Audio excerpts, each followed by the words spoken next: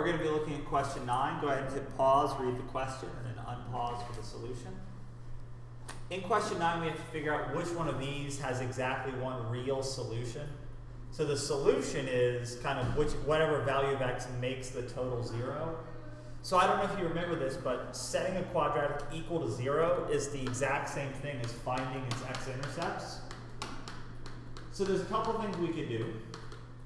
We could factor each one of these quadratics into binomial factors and figure out which one had only one solution.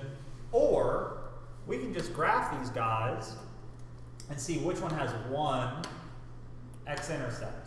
And I think that's by far the easiest, kind of most painless method. So let's go ahead and just give that a shot. Let's go into y equals, and for the very first one, let's just type in our function, 4x squared minus 12x minus 9. And if we, oops, got my window a little messed up. Give me 1 second.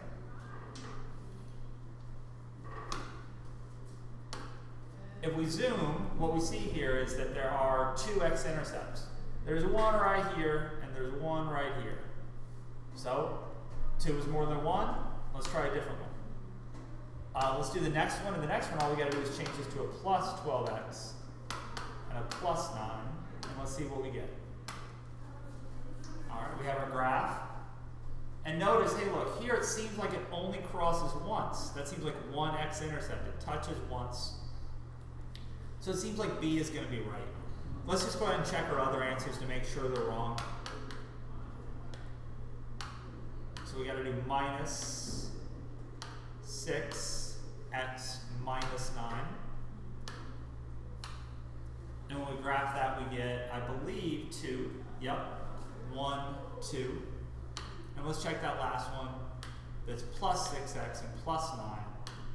And if I recall, I think this one has 0. Let's see.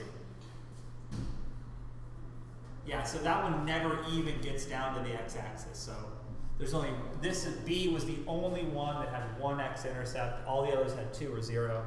So that lets us know that the solution is B. Right? And it's important to remember, a lot of times if you're asked to solve something equal to 0, that's the same as finding its x-intercepts. Because this is your y, and what we're basically saying y equals 0 is the same thing as saying somewhere on the x-axis.